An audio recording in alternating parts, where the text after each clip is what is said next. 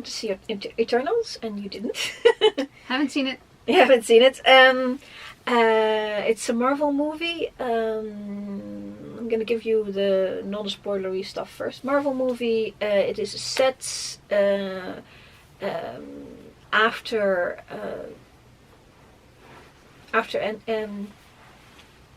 Endgame, sometime after Endgame, which is all you really need to know.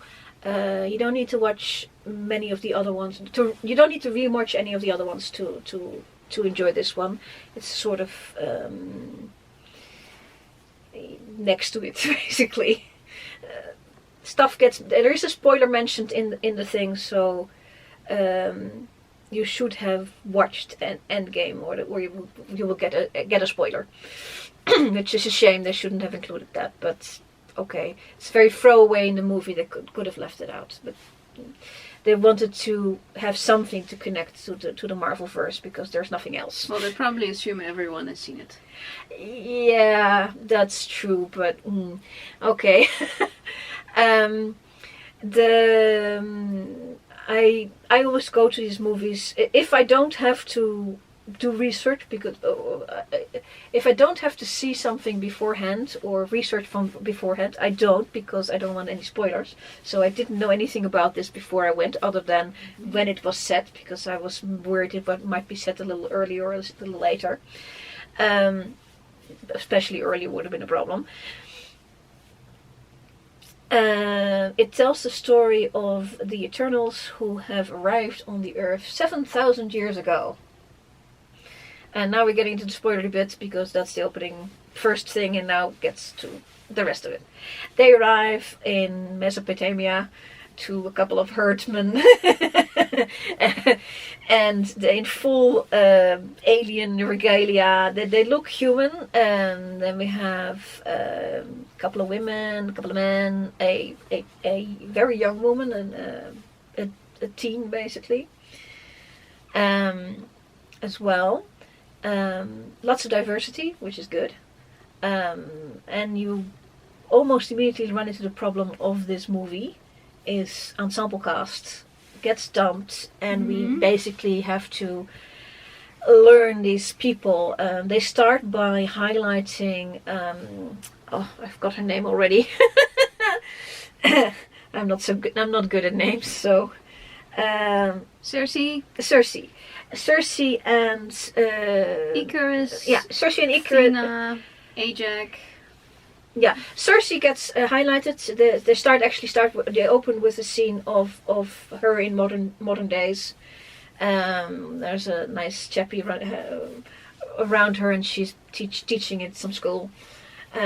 She seems to have been fully integrated. But they arrived a long time ago. The film goes backwards and forwards in time to the now and to a flashback of past events. I didn't find that confusing, but I hear some people were less.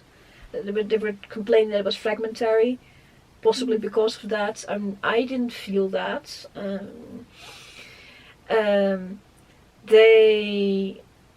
It seems that they are on the Earth to protect humankind from the deviants, which are sort of monster creatures.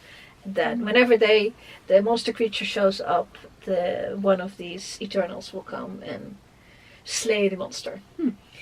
And the now time, basically, they're talking about how all the monsters have been slain many years ago. So they're integrating, they're getting on with it to the best of their abilities, which is for Cersei fine, but for Sprite, the immature woman, it's problematic because she doesn't age. That's a problem. Then Cersei is walking on the streets with her fella. Forgot what his fella's name was. Something very normal. Dane? Yeah. Played by Kit Harington. That looks like the guy from Game of Thrones. It looks like... there's a lot of good-looking people in this thing. Yeah, no, but Jon Snow. Yeah, you don't forget a face. Yeah. Jon Snow. So Everyone who's seen Game of Thrones will know this is a she's walking with her Dane. Jon Snow. Yes. She's walking with her Jon Snow in London on a late, and Sprite is there as well, on a late summer evening, and all of a sudden they are attacked by a deviant who should have been dead, like many years ago. She starts her powers up again, and Sprite starts her. They all have different kind of powers. Let me see what. She has power to change the molecular structure of something into something else. Limited. She says that there's limits to it, and I think Sprite is illusion. And Icarus is very powerful in is he throwing power balls? I don't quite remember. He was very powerful. He shows up because the deviant is actually pretty powerful, and they need the help to beat it. And so they realize the deviants are still around, or again around. They don't know. And they decide to look up all the other members, because everybody's gone everywhere. After the last one had been killed, there's sort of the boss, Ajax, said, go out and have a life. That's Selma Hayek plays that. Yeah. And so one by one, over the course of the movie, they start finding each and every member of the group, important members.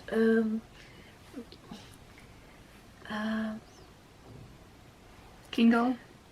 Yeah, he's very funny. That's one of them who actually has an Asian background, Asian look.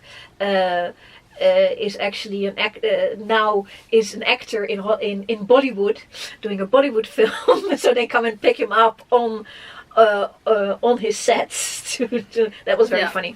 Yeah, Kumail Nanjiani. Yeah. And I know him from, I believe, the Valley. Oh crap. Silicon Valley, I believe that he's in, which is very cool. Yeah, Silicon Valley. Yeah. As Dinesh. Yeah. Yes. And they pick up quite a lot of people altogether. Like I said, I think this is cast, yeah. That's the failing of this movie, is that there's so many people and there's no. There is some time to introduce them, and they do their level best, but it's difficult. I'm gonna go a little faster through the movie. That basically they realize that things are not the way they thought they were. They thought they were coming from a planet of Olympia, stationed here for some time to defend the humans from these deviants, and once that is over, they will be recalled, and everything they will go back to Olympia. Yeah, and that was 7,000 years ago. And that was 7,000 years ago, but they're long-lived, so they're not in any hurry. However, the deviants were supposed to be dead 500 years ago, and it's sort of they've sort of been waiting for pickup, and some of them have integrated and some have not. Icarus has not, and Sprite has had problems because Sprite, she doesn't age, she's always 15. That's a problem. Well, I see a problem with the next movie, because she's not going to be 15 in the next movie. Yeah, I already see a solution for that one, so that's not going to be a problem. Okay. I think it's not going to be a problem. Okay. They find out that they are. Now this is real big spoiler for the entire thing, so stop here if you want to see the movie. Go away. They find out they are actually constructs. They are made to clear the earth of these deviants, which are an earlier attempt of the maker to get rid of predators that might hunt the intelligent life of the planet. Why, do you ask? Do they want that? They want the intelligent life to become fruitful, become intelligent, become lots. And at the end of at the apex of this, when enough people are smart on the planet, the egg that has been planted in the planet will hatch, suck up all this intelligence. Oh dear. Break open the earth. Oh dear. Yeah. At this point, some of them go, hey, we actually like these humans and their planet. We don't want this. Of course, they weren't told this very early. Ajax knows something about it early, and she tries to give them a hint, but she can't really, or she does choose not to give proper hints, and she chooses to let them discover all of this themselves. I think that's why she sent them out, to integrate, to become part of the planet, and be invested in the planet. And Icarus is not so invested. As he never did. He is romantically invested in Circe, but he's not invested in Earth. So you can imagine how that's going to end, with a big fight at the end, which they of course win. Duh. All right. At the end, which is more interesting than, well, it's the fight. The special effects are wonderful. So please go. There's lots of other stuff that happens. Go. That's good. No issues there at all. And other than the ensemble cast thing, there's very little issues. About the age, I think that they can solve that, because at the end of the conclusion, the big fight, Circe has picked up some extra power, just a little bit extra. She used her mojo power to freeze the. It doesn't matter what happened. She has just a smidgen of power left in her tippy toes, and she says to Sprite, "I can make you human," and she will start aging.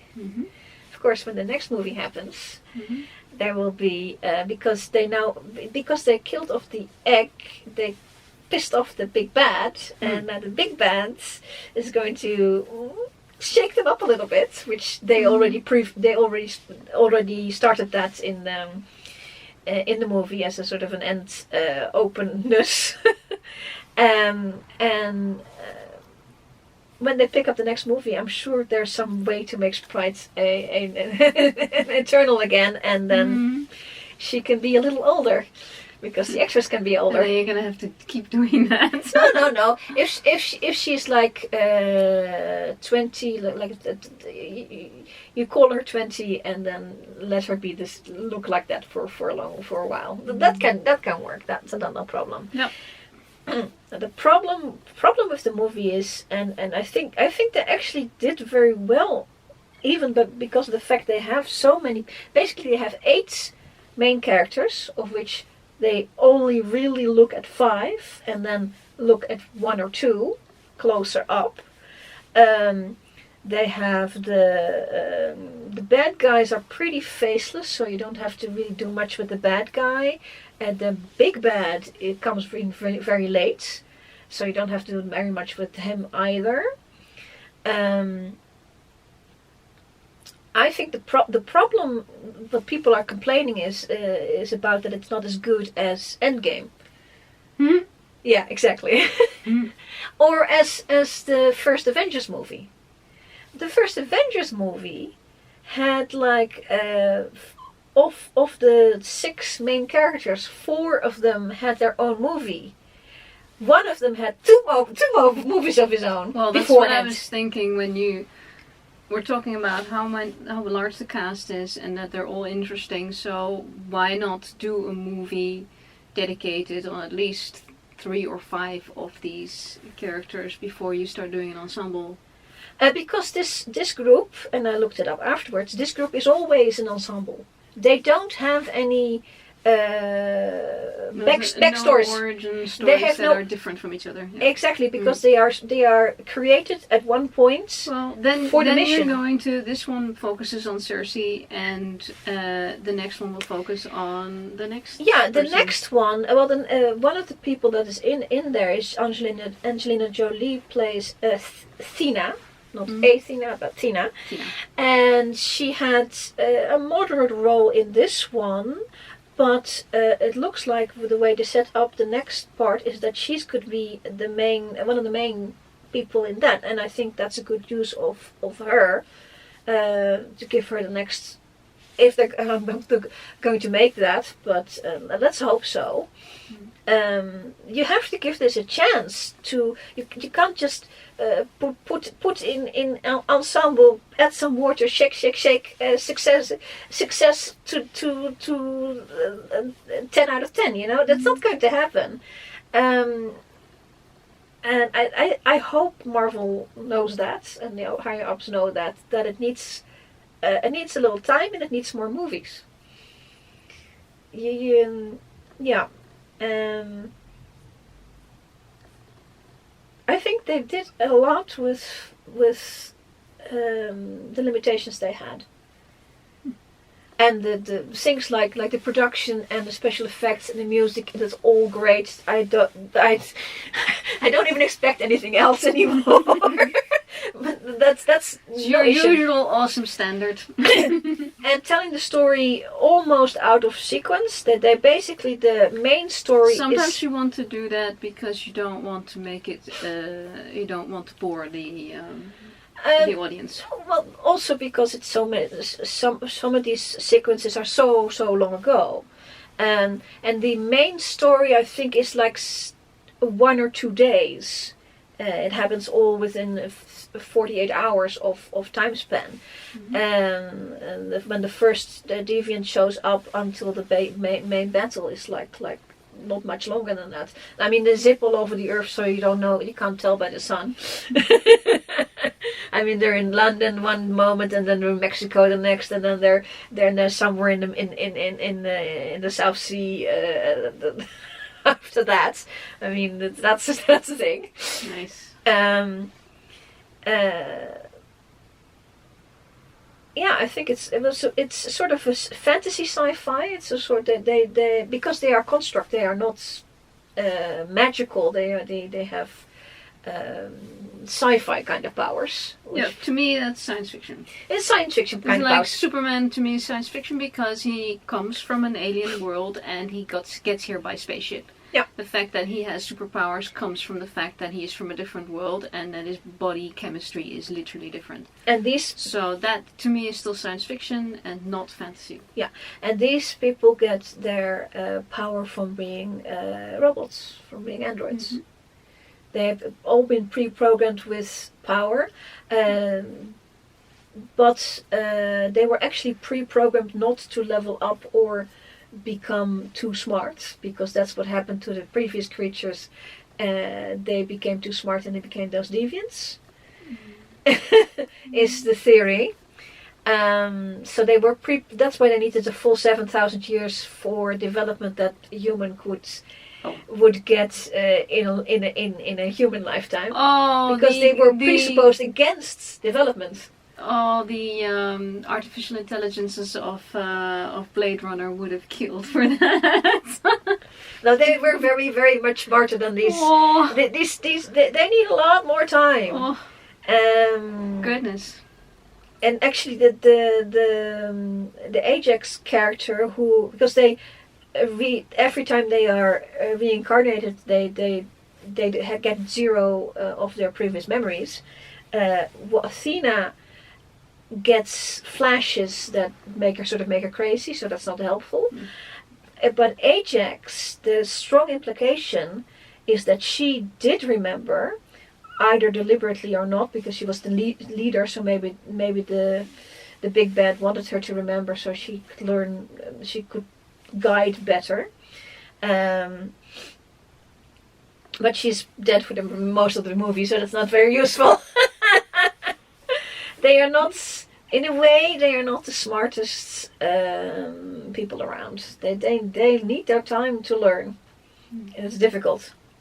And maybe Sprite becoming human for a while will give her a different way of coping with it. And then if she turns back to Android and fights again, or some other way gets her special gifts so she can fight again, in the next movie because we want that. Yeah.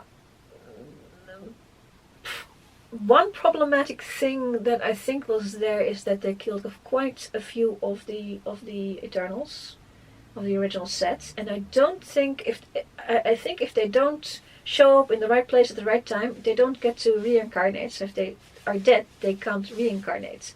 Mm-hmm. So, but that could be whittled in the next movie. Mm-hmm. I don't know. Yeah.